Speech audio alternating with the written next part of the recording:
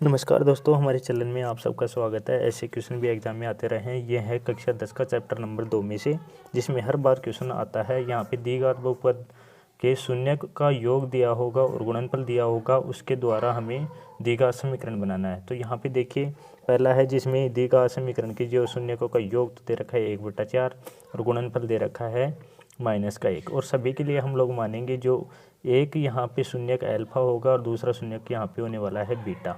ये दो यहाँ पे शून्यक होंगे। और यहाँ पे दोनों की बात करें तो यहाँ पे जैसे पहले वाले बहुपद में क्या दे रखा है कि अल्फा प्लस बीटा, यानी जो शून्यक है उनका योग यहाँ पे 1/4 दे रखा है। और शून्यकों का गुणनफल यानी अल्फा गुणा बीटा बराबर यहाँ पे -1 दे रखा है। अब इसके द्वारा द्विघात बहुपद बनाना है। तो देखिए, द्विघात जो समीकरण होता है वो इस रूप में होता है ax² प्लस में bx प्लस में c बराबर 0, इस रूप में होता है।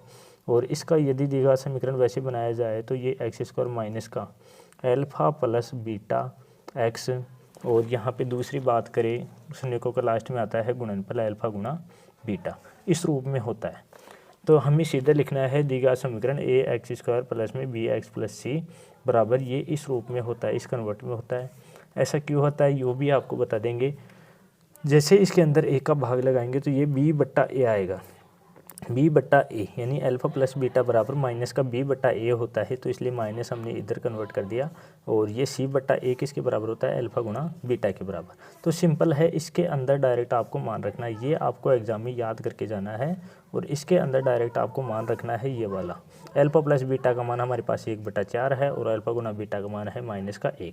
यदि हमें शून्य दिया होता तो दोनों को जोड़ के यहाँ पे योग निकाल लेते और गुणा करके अल्फा गुणा बीटा निकाल लेते। लेकिन हमें देखो डायरेक्ट शून्यकों का योग और गुणनफल, यानी योग करने के बाद 1/4 आ रहे हैं, गुणनफल करने के बाद -1 आ रहा है। तो सिंपल है, इसमें मान रखना है। जैसे इसके अंदर मान रखेंगे x² minus alpha plus beta की जगह हमें 1/4 यहाँ पे रखना है। x ऐसे कैसे है? अल्फा गुणा बीटा का मान कितना है यहाँ पे? -1। इसको बराबर कर देते हैं 0 के। थोड़ा सा जैसे इसको सोल्व करेंगे, जैसे इस समीकरण को हम लोग 4 से गुणा कर देते हैं, 4x² माइनस का यहाँ केवल x बचेगा और यहाँ पे -1 है, तो 4 से गुणा करते हैं -4 हो जाएगा, बराबर क्या हो गया? 0 हो जाएगा। हमने क्या किया, नीचे 1/4 था इसलिए इस पूरे समीकरण को 4 से गुणा कर दिया, 4x² हो गया। और इसके बाद में ये बन गया हमारा द्विघात समीकरण। तो हमारा जो पहला वाला था उसके अंदर द्विघात समीकरण हमें प्राप्त हुआ 4x² माइनस का x माइनस का 4। अब यहाँ पे कुछ इसी प्रकार से दे रखा है अल्फा प्लस बीटा बराबर -1/4। चलो इसको भी लिख लेते हैं, अल्फा प्लस बीटा बराबर -1/4 और अल्फा गुणा बीटा बराबर दे रखा है 1/4। तो इसके द्वारा भी हमें क्या करना है, द्विघात समीकरण बनाना है। चलो इसको बनाते हैं। सेम वही है, हमारा द्विघात समीकरण किस रूप में होता है? x² माइनस का अल्फा प्लस बीटा, यहाँ पे x किया प्लस में अल्फा गुणा बीटा बराबर 0। इसमें जैसे मान रखते हैं x² माइनस, ये देखो माइनस का 1/4 है तो माइनस का 1/4 ही आपको रखना है। ये हमारा फॉर्मूला वाला माइनस है, आपको माइनस का 1/4 रखना है और प्लस में अल्फा गुणा बीटा की जगह 1/4 रखना है, बराबर क्या आया? 0 आया। अब यहाँ पे थोड़ा सा यहाँ पे सोल्व करते हैं x², ये प्लस का, क्योंकि माइनस माइनस गुणा होकर यहाँ पे पॉजिटिव हो गया, तो यहाँ पे 1/4 x है प्लस का 1/4 बराबर कितना है? 0।